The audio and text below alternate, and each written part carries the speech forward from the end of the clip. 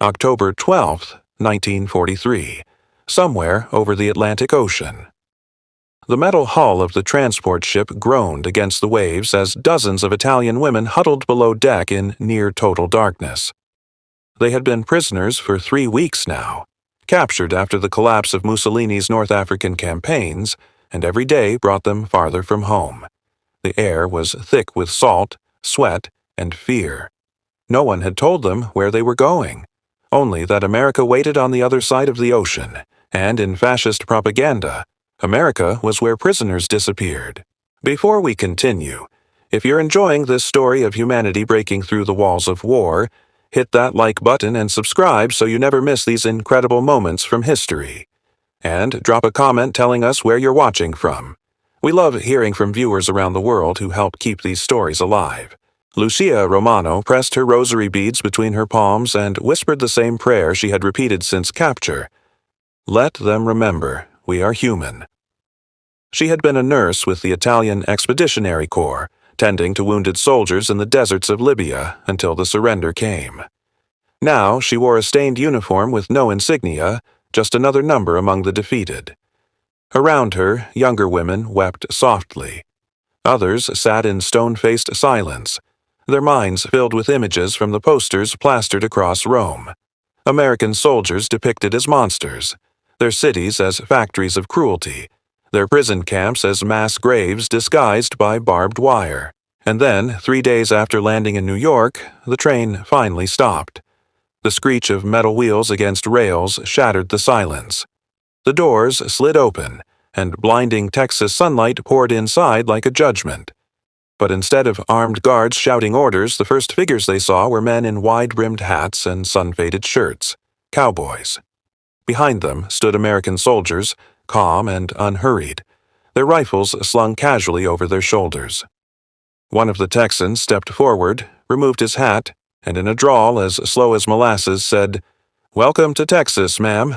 The word hung in the air like something sacred. Ma'am. Lucia blinked, expecting sarcasm or mockery, but the man only offered her a canteen of cold water. She drank, then stared at him in disbelief. Because in that moment, standing in the dust and heat of a land she had been taught to fear, she realized something that would shatter everything she believed. Her enemy was not cruel. He was kind, and that terrified her more than any threat ever could. The women had been told many things about America, that it was a land of greed and machinery, where faith had been replaced by factories and morality sacrificed for profit. Mussolini's broadcasts painted it as a nation of savages dressed in suits, where prisoners were worked to death in mines and fields, their bodies buried in unmarked graves. The propaganda had been relentless. Images of snarling American soldiers, headlines screaming about the barbarism of the West. For years, these stories had been their armor, a way to make sense of suffering and justify sacrifice. But now, standing under that vast blue Texas sky, the armor began to crack. The convoy of trucks rumbled through open countryside, yellow grassland stretching to the horizon, windmills turning lazily in the wind, herds of cattle grazing beneath a sun so bright it felt like another planet. Lucia pressed her face to the window, her breath fogging the glass. "It doesn't look like a prison," she whispered to the woman beside her. Sophia, a former radio operator, shook her head slowly. "It looks like they've already won," she said, "and they didn't even need to kill us to do it."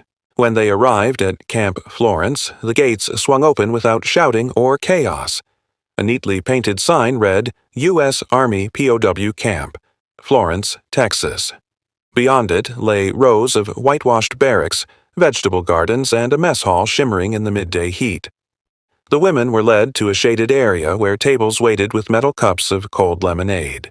An American nurse checked their names, handed out clean uniforms, and said in broken Italian, "You are safe here." The words sounded absurd. Safe? They were prisoners, enemies. And yet, as Lucia looked around at the orderly camp, the calm faces of the guards, the strange absence of cruelty, she felt something she hadn't felt in years. Confusion born not of fear, but of hope. That first evening, as the sun set over the plains and the cicadas began their chorus, The women were served a meal that left them speechless. White bread so soft it felt like clouds, butter that glowed gold, eggs fried in bacon fat, their edges crisp and glistening. Sophia refused to touch hers at first. "It's a trick," she hissed. "They're fattening us up before they put us to work." But Lucia took a bite, and the warmth, the salt, the richness of real food overwhelmed her. She had not tasted anything like it in over a year. Around her, one by one, the others began to eat. And as they did, the first wall of propaganda crumbled into dust. In Mussolini's Italy, rations had been scarce even before the war turned. By 1943, most civilians survived on black bread and vegetable scraps. Soldiers in the field ate worse. Yet here, in an enemy prison camp, they were being fed like guests. The absurdity of it gnawed at Lucia's mind. She watched the American guards laughing among themselves, their postures relaxed, their rifles leaning against the wall as if they were nothing more than props. One of them noticed her staring and gave a small nod. "Sleep well, miss," he said in English. She didn't understand the words, but she understood the tone. It was not the voice of a conqueror. It was the voice of a man who believed she deserved rest. That night, lying on a clean cot beneath a ceiling fan that hummed softly in the darkness, Lucia stared at the wooden beams above her and felt the weight of a terrible realization settling over her chest. Everything they had been told was a lie. And if that was true, then what else had been a lie? The righteousness of the war? The glory of fascism? The belief that their suffering had meaning? She closed her eyes and whispered into the dark, "God forgive us. We fought for monsters and called them saviors." The first week passed in a haze of disbelief. The routines of Camp Florence were strict but humane. Reveille at dawn, roll call, assigned work duties, meals served at regular intervals. There was no shouting, no beatings, no arbitrary punishment. The guards enforced discipline through routine, not intimidation. When one of the younger nurses accidentally dropped a tray in the mess hall and froze in terror, the duty sergeant simply handed her a rag and said, "Accidents happen. Clean it up." The word he used, soldier, not prisoner, struck her like a thunderbolt. Even in defeat, they were being treated as people who mattered. Lucia was assigned to the camp infirmary, where she worked alongside American nurses. The first morning, a young woman named Margaret handed her a clipboard without hesitation. "You know your way around wounds, right?" Lucia nodded. "Then let's get to work," Margaret said, and that was that. No suspicion, no hierarchy of victors and vanquished. Just two women in white aprons doing their jobs. While dressing a burn on a German prisoner's arm, Lucia noticed how Margaret spoke to each patient by name, not by number.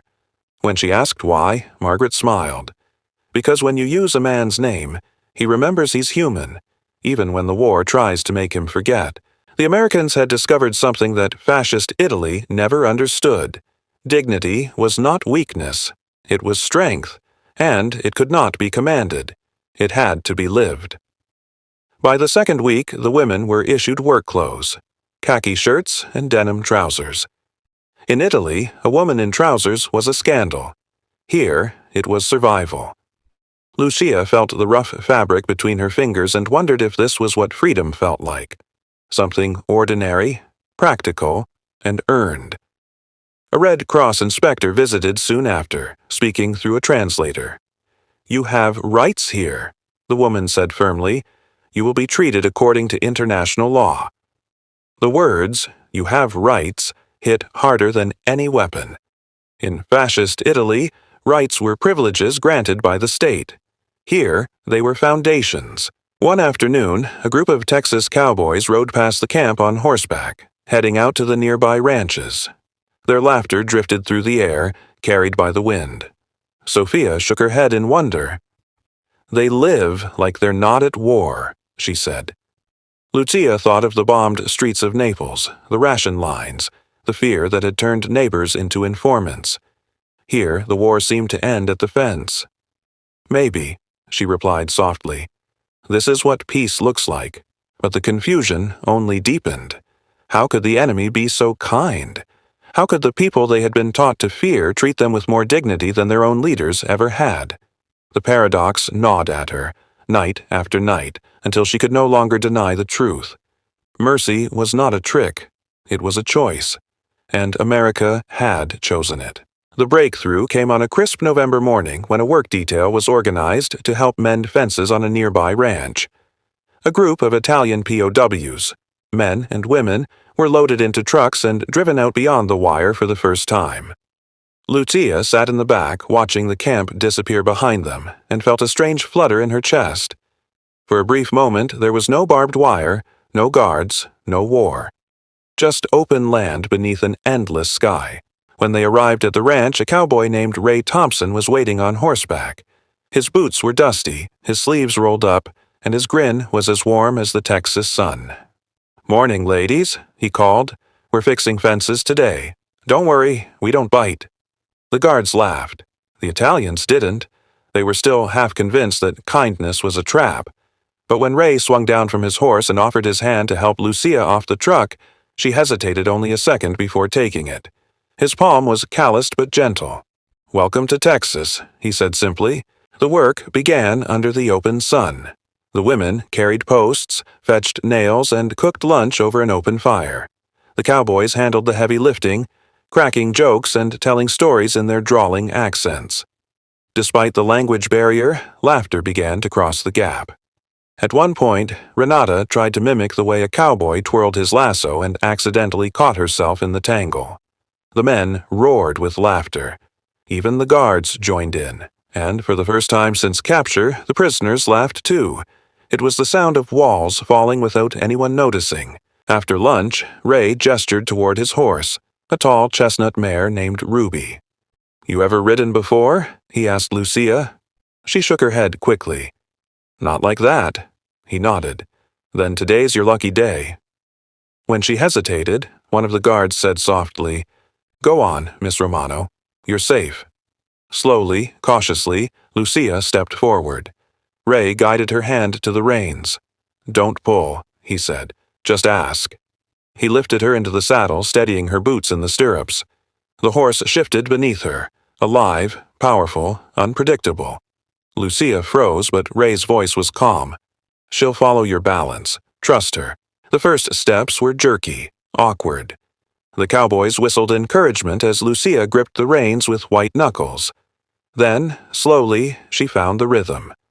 The wind caught her hair, the sun burned across her face, and for a fleeting moment she forgot the fences, the war, the years of fear.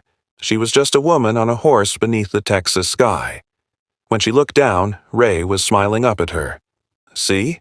he said. "Freedom ain't always something you got to fight for. Sometimes you just got to ride it." By the time the trucks rumbled back toward the camp that evening, the air between captors and captives had changed. The cowboys tipped their hats in farewell, shouting, "See you next week." The women waved, some shyly, some openly. It was unthinkable only a month earlier. They had been raised to see Americans as monsters. Now they had eaten with them, worked beside them, laughed with them. And in doing so they had discovered something far more dangerous than any weapon: the truth. December arrived cold and clear. Christmas was coming, and with it, a decision that would redefine what it meant to be a prisoner of war. Camp Florence's commander, Major Douglas Harland, stood before his officers one evening and said, "If we want them to see who we really are, let them taste our holiday." The order went out quietly. The Italians were to be given a true American Christmas. The women awoke that morning to the smell of cinnamon, wood smoke, and roasted meat. The mess hall had been transformed overnight. Garland hung from the rafters. A battered gramophone in the corner played Bing Crosby's "I'll Be Home for Christmas." The POWs stood speechless. In Italy, Christmas had become a day of ration lines and empty tables. Here, the enemy was celebrating abundance and inviting them to share it. The guards lined up alongside the prisoners, not opposite them. Cowboys from nearby ranches had driven in early, bringing gifts of ham, coffee, and fresh fruit. Ray Thompson set down a barrel of something that shimmered in the light. "That there," he said with a grin, "is barbecue sauce. You're about to learn what happiness tastes like." The women laughed, the sound hesitant but genuine. Major Harland stood at the front of the hall. "This war will end soon," he said quietly. "Until then, we'll keep remembering that being human comes first. Merry Christmas to all of us." The translator repeated the words in Italian. The room fell silent. For a moment, there were no sides, no uniforms. Only hunger, warmth, and the faint ache of homesickness shared by all. The meal itself became legend. Roasted turkey, cornbread, mashed potatoes, pies that seemed impossible to prisoners who had once survived on crusts. One of the guards poured cups of Coca-Cola for the women, the fizz hissing like a promise. Lucia took a sip and closed her eyes. The sweetness was overwhelming, almost childlike. "This," she murmured, "is the taste of peace." As the day went on, the Cowboys produced guitars and harmonicas. The Italians responded with songs of their own, melancholy folk tunes from Naples and Tuscany that carried across the dusty yard. Soon, the Americans joined in, clapping along, their boots tapping the beat. When one of the women began to cry quietly during a song, Ray passed her a handkerchief and said, "Ain't no shame in missing home. That's how we know we're still alive." Even the guards were changed by that day. Lieutenant Ann Porter, the WWII officer who had once lectured them on discipline, found herself moved to tears as she watched the Italians dance barefoot on the dirt floor. "This," she whispered to a fellow officer, "is victory without violence." That night, Lucia opened a small envelope given to her by one of the guards. Inside was a note scrawled in a child's hand. "Dear prisoner, I hope you get home soon. My mama says Jesus loves everybody, even the people who fight." She stared at the words for a long time, her eyes burning. It was such an innocent thing, yet it held the weight of an entire nation's philosophy. She wrote in her journal that night, "Today the enemy fed us, sang with us, and called us by name. For years they told us America was a nation of machines. But I have seen their real weapon. It is kindness, organized." Spring 1945 arrived with the scent of rain and the hum of faraway trains. By then, the war in Europe was collapsing. News trickled into the camp through radios in the guard towers. Mussolini's regime was crumbling. Italy was in ruins. The Allies were closing in on Berlin. Some of the women wept quietly when they heard. Others sat in silence, staring at the horizon beyond the wire. Then came the letters. The Red Cross had finally delivered a bundle from Italy, each one bearing the trembling handwriting of people who had survived another winter. Lucia's hands shook as she tore hers open. It was from her mother. The paper smelled faintly of smoke.